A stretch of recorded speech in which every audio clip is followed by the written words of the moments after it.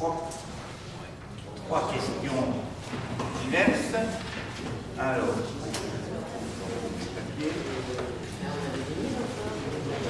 Alors c'est la 21. Alors c'est la 21 qui est Jean-Michel Bourgeot sur la pose de caveaux en batterie et des travaux de VRD au cimetière, le choix de l'entreprise. C'est vrai que ça fait moins rêver d'un coup. Donc, suite à l'estimation des services techniques qui se monte à 126 726 €, il nous faut passer par une consultation pour le choix d'une entreprise pour la pose des caveaux. 4 offres ont été reçues et étudiées en commission d'appel d'offres le 7 février. Comme vous le voyez, vous le voyez plus. Oui. Si on ne voit plus rien des télés sur la table, je considère que les télés me disent le maire il a assez parlé, il faut arrêter. Voilà, comme vous devriez le voir, en tout cas, et puis vous avez tous les délibérations comptables. Eurovia Dallas propose à la fois le meilleur coût ainsi qu'une très bonne qualité opérationnelle. Les 3 autres entreprises n'ont pas à rougir de propositions pour autant. Donc pour le public, il faut savoir qu'en deuxième position, nous avions Cola à Toulon. En troisième, la SAS Siora de Pont-du-Château et la quatrième, AliETP de 5%. Suite à l'examen de la CAO, de la commission d'appel d'offres, il nous est proposé de retenir l'entreprise Eurovia Dallas pour un montant de 113 886,80 € de taxes et d'autoriser Pascal Perrin ou à son absence, Madame Foucault, à signer le marché de travail. La dépense sera imputée sur le budget annexe des pompes funèbres. Alors, je fais le plus vite que ça, Dominique.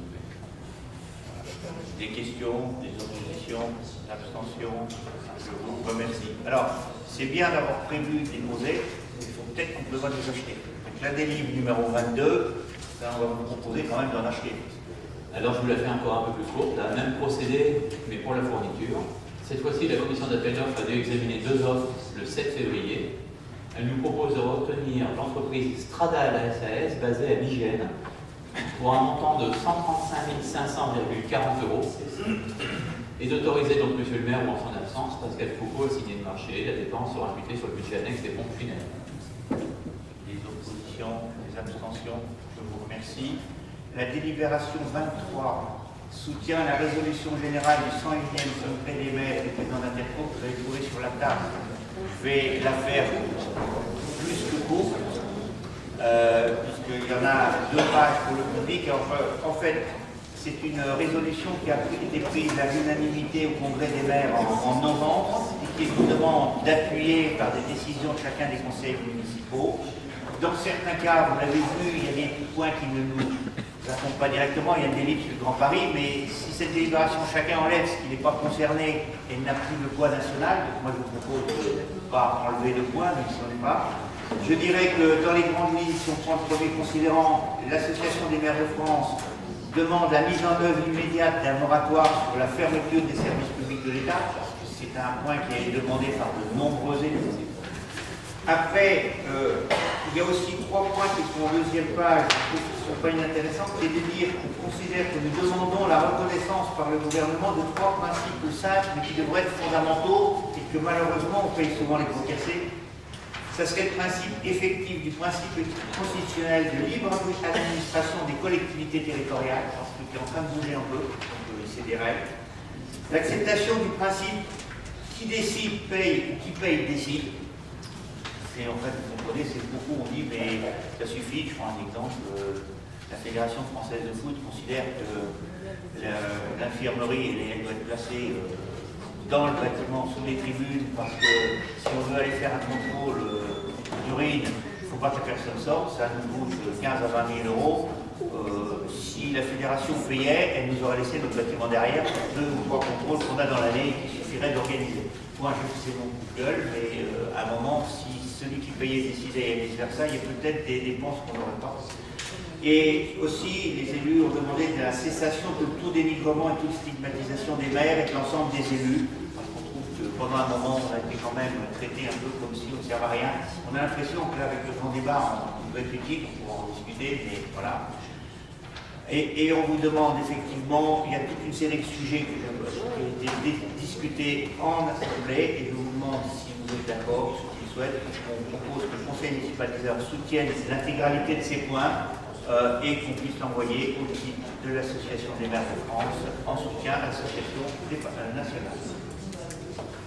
questions, des oppositions, des interventions. J'ai fait un peu raccourci, mais bon, chacun peut l'avoir. Bon, je vous remercie de la voter. Sur les quelques observations, il y en a qu'on a fait en cours de route. J'avais prévu de vous parler. Alors, Madame la préfète m'a répondu, puisque c'est le maire qui avait écrit, vous savez que je vous avais demandé, on avait pris à une majorité, mais pas la totalité, la délibération de refuser de transférer les logements de Moulin Habitat à Evoléa. Je vous avais dit que si nous s'y opposait à la majorité, il faut parvenir sur ce que chacun vote. Vous savez qu'après, vous avez dit, après c'est la préfecture qui envoie au ministre, et maintenant on a la réponse de la préfète qui a eu le ministre, je ne suis pas surpris. Le ministre a dit qu'il ne s'occupait pas de notre avis et que la texte disait de la retrouver. Donc, au Moulin Habitat est autorisé à vendre ses logements, à céder ses logements à Evoléa. Surtout, on peut le dire, mais c'est comme ça, mais je tenais à vous dire, effectivement, la préfète a dit, le ministre a tranché. Moulin Habitat a tout à fait le droit de céder. Donc notre position n'a rien arrêté, simplement on a pu s'exprimer comme on peut. Sur les cahiers, j'en ai parlé avec le transport urbain. Si, je viens un petit peu tout à l'heure. Bon, on avait demandé à un groupe de gens du secteur des taillerets, si je dis, mais peut-être pas sans détail, j'ai dit qu'on a parlé sur, je sais plus quoi. Alors, un groupe de riverains, la bonne taillée, on demandait à ce que les bus de ramassage passent plus souvent, y compris en particulier par rapport à leurs enfants, en disant on est loin du ramassage, on a une demande.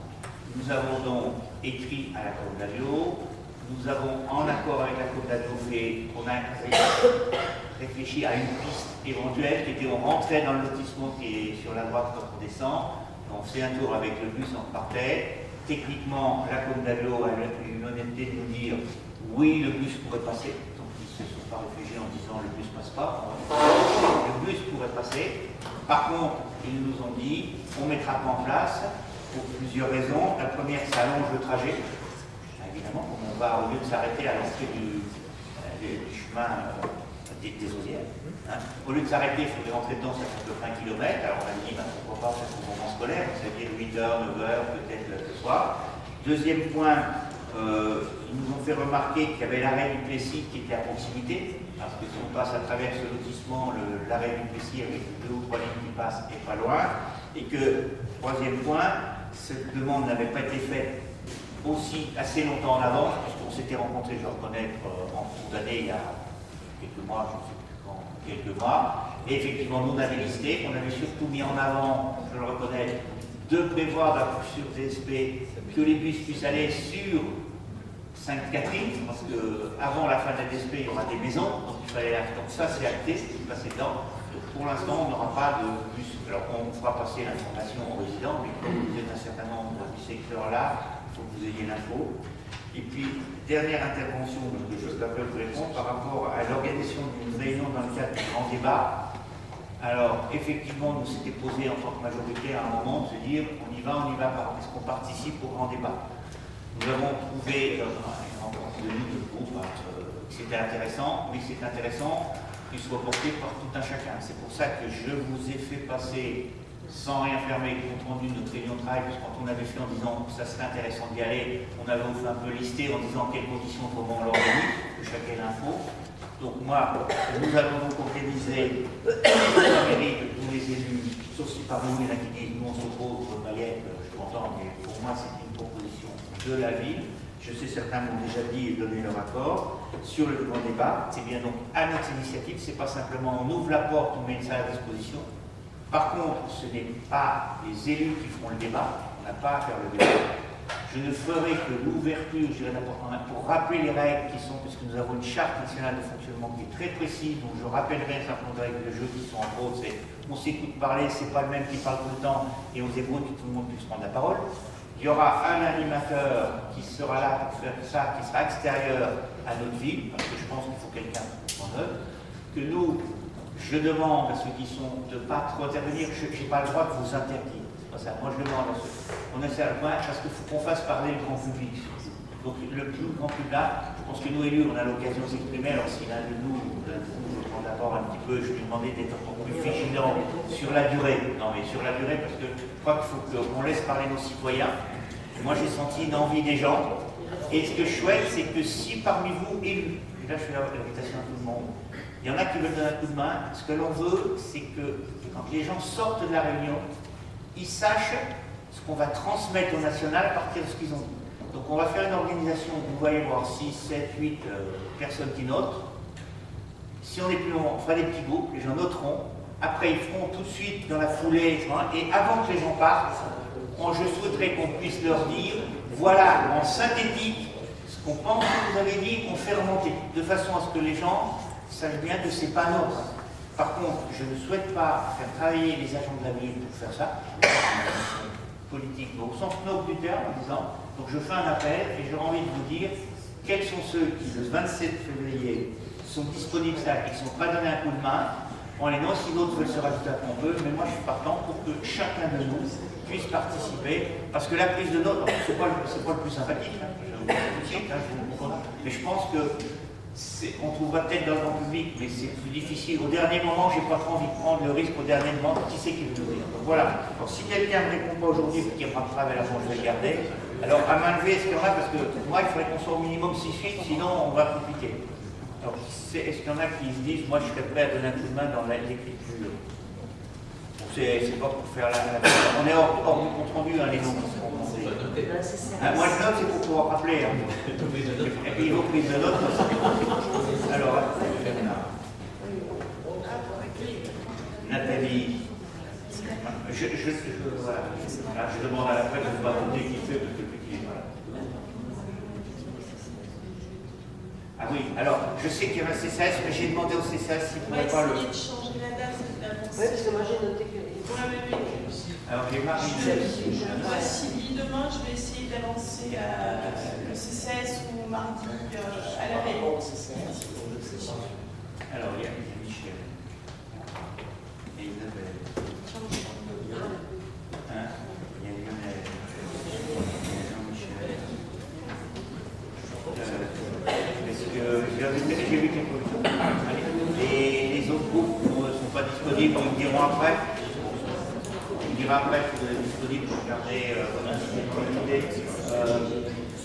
Alors le CCAS, vous me direz même gros si le CCAS sénégalais, parce que ça change. D'accord. Hein? Bon, nous avons eu personne, mais c'est bien parce que ça donnera une pluralité, ça donnerait, s'il y a d'autres groupes, une pluralité à notre prise de notes. Par contre, on précisera bien aujourd'hui que notre responsabilité n'est pas d'apporter notre avis sur ce qui est dit et qu'on ne sait pas ce qu'il en sera fait derrière. On est bien des petits mois tranquilles. Et je rappelle qu'on a quand même un cahier de doléances qui fonctionne plutôt pas mal avec des gens qui écrivent des bonnes quantités et qui argumentent. Alors nous ferons sur un seul thème aussi, je n'ai pas dit, ce serait la fiscalité et quelle est la suite et les finances publiques. Alors pourquoi on a fait un choix? Ah oui, voilà, c'était ma question. Alors pourquoi on a fait un choix? Parce qu'on s'est dit dans la réunion, si on allait dans tous les sens sur 1h30 de réunion, on allait s'épuiser, on allait partir partout. Parce que c'est un sujet compliqué quand même. Oui, mais sur lequel beaucoup de gens peuvent dire des éléments. Parce qu'en fait, on n'est pas pour juger là, c'est vous avez des pistes, vous pouvez les dire. Par exemple, si on prend les services publics, je prends cet exemple. On s'est posé la question des services publics, qui est importante. Aujourd'hui, est-ce que c'est une ville comme Yzeure sur lequel les gens vont être plus à l'aise pour parler de disparition de services publics? Ici, on a l'impression qu'on n'a pas loin. La disparition des services publics, nous, elle va se transformer par l'heure d'ouverture de la poste en disant qu'on peut peut-être ouvrir plus. Le problème plus grave. Il y a sûrement des zones plus fortes et je me dis que le service public va être très ailleurs. Et puis j'ai envie de dire, si vous me dites combien d'attentes personnes, je ne sais pas, on est aux osières, on remplira la salle s'il faut la remplir, puis après on verra. Si il y a plus de hein? Et ben ça va être mieux. Mais ils n'ont peut-être pas noté encore. On a envoyé les infos à la presse, on l'a mis, on s'en demande. Jean-Michel vous donner un mot sur le sport. Ah, Frédéric, sur ces choses, oui, parce que tu dis, Marie-Hôtel, attention, je ne sais pas si tu vas le mettre à la presse, au niveau national, il y a 4 antennes, ça va être compliqué de dire aux gens, non, tu dis que tu fais ça aujourd'hui, tu fais attention. il y a des gens qui viendront, qui besoin de ce qu'ils voudront. C'est très bien l'initiative, on participe, pas de problème, au contraire, c'est la seule sur l'agglomération pour aujourd'hui. Il y a 4 antennes, les gens ils vont poser, ça va être compliqué, Titi, on n'a pas le droit de dire ça. Oui, j'ai envie de dire, le côté en touche, ça sera le rôle d'animateur, ça pour moi, il ne faudrait pas. Peut-être que. Non, il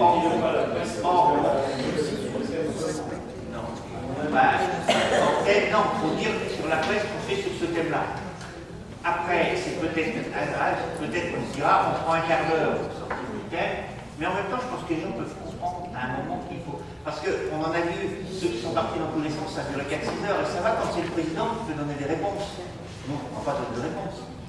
Et puis, si effectivement, il y avait beaucoup de monde, j'ai envie de dire, qu'est-ce qui empêcherait? J'espère que d'ici là, d'autres, je rappelle que les salles sont à disposition, quelqu'un voudra en organiser, une association, l'intérêt aussi, moi je ne cache pas, de commencer par appeler ça juste la préfecture, avant qu'on choisisse, en disant, est-ce que dans notre secteur, vous avez des réunions qui sont prévues sur quelle commune, sur quel thème, en disant, moi quand j'ai appelé la semaine dernière, il n'y avait rien fixé, ni en date, ni en contenu. Donc moi, je vais passer l'info. Je me dis que si chacun appelle en disant, vous pourrez trouver sur un territoire les 4 thèmes, on va aller au bout. Ce qui permettrait. Voilà. Après, tu sais, moi j'ai eu une question sur Internet, je suis d'une autre commune, est-ce que j'ai le droit de venir à Isor? Ah ouais, quelqu'un qui habite ailleurs, s'il veut rentrer la poste, il pousse la poste. Il pousse la porte. Si après, il fait partie, qu'il n'y a plus personne, que la salle explose, ben, je pense qu'on fera, on verra. Peut-être qu'on dira rendez-vous dans 3 jours, dans un autre. Peut-être que si on est 2 perdus. Non, mais je ne sais pas, on verra. Je pense qu'il y aura des rendez-vous, je pense. Mais comment on peut parler du pouvoir d'achat en faute et d'écologie? Je suis d'accord. Après, c'est compliqué, mais en même temps, quand on va à un débat, il y a souvent un thème. Au niveau national, c'est pensé que il y a 4 antennes. Non, c'est pas marqué qu'il faut faire ici. C'est sur les 4 thèmes. Oui, il y a 4 antennes. Eh bien, on dira, le maire n'a pas été démocratique, il nous laisse parler. Non, mais je pense que ça, on peut l'expliquer. C'est pas seulement dans le préambule. Il faudrait expliquer pourquoi. Après, peut-être qu'il y a des gens qui sont un peu. Oui, sûrement, et comment on réagira pour faire. Ce que je souhaitais, c'est qu'on mette un lieu de disposition où ils peuvent, avec une seconde. Moi, je ne vois pas énormément qui se précisent. Je voudrais mettre un petit peu. Mais il y en a d'autres qui vont peut-être en organiser aussi, parce que c'est. Voilà. Alors, sur le sport. Voilà, donc sur le sport, une information intéressante, c'est que déjà, sachez que dimanche, tous ceux qui sont intéressés de la course à pied, là je parle pour Jérôme, vous êtes peut-être pour être avec nous, c'est le championnat, avant on appelait ça les demi-finales de championnat de France d'athlétisme, de cross-country. Donc nous aurons sur les deuxièmes 1500 sportifs, donc c'est intéressant, allez-y. Voilà. Une autre nouvelle qui n'est pas une bonne nouvelle, le circuit des 4 cantons donc, va être annulé. Voilà. Donc j'ai eu le président à plusieurs reprises aujourd'hui, Jean-Marc Tardy. Alors je vais vous dire ce qu'a écrit la préfecture et pourquoi il est annulé. Donc le tracé prévu pour la course cycliste des 4 cantons traverse la RD 779 entre Bollon et Thiel-sur-Allier. Vous voyez la route. Thiel-sur-Allier, pardon. Cette route est considérée comme une route à grande circulation sur la base des dispositions. Cette route est considérée comme une route à grande circulation sur la base des dispositions d'un décret. Or, l'arrêté interministériel du 27 décembre 2018, il n'y a pas longtemps, interdit le déroulement des manifestations sportives sur les voies classées dans la catégorie des routes à grande circulation le samedi 9 mars dans la région Rhône-Alpes-Auvergne. C'est-à-dire que, vu de Paris, on décide que cette route-là n'est pas praticable. Et donc ça veut dire que l'information est tombée à la préfecture le 27 décembre et l'information est allée au président du comité d'organisation aujourd'hui et lui me dit en 3 semaines il ne m'est absolument pas possible d'organiser un autre parcours, donc j'annule et il plie les bagages, enfin il plie les gaules par rapport à cette époque. Et moi je trouve que c'est quand même politiquement pour nous très dommageable dans la mesure où nous essayons de mettre en place une arrivée du Paris-Nice qui sera 3 jours derrière. Ça veut dire que quelque part, quand on a besoin de la préfecture pour des grandes courses à Paris-Nice, nous avons un boulevard devant nous Et quand il s'agit de mettre en place des épreuves pour les amateurs, tout d'un coup le boulevard se ferme, et là nous sommes simplement sur la traversée d'une route départementale. Voilà, tout simplement. Et c'était le 40e anniversaire. Donc voilà, c'était mon petit coup de gueule.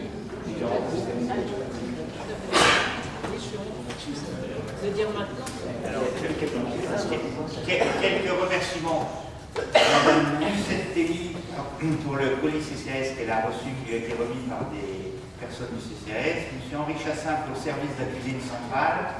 Et la Société d'agriculture de l'Allier pour la réponse favorable à la demande de récompense à l'occasion du concours agricole de Moulins et de la finale nationale. Et je rappelle nos prochains conseils municipaux, mais ça sera marqué, mercredi 10 avril, mercredi 15 mai, mercredi 26 juin. Les dates n'ont pas changé, on l'avait dit. Merci pour votre participation et bonne soirée.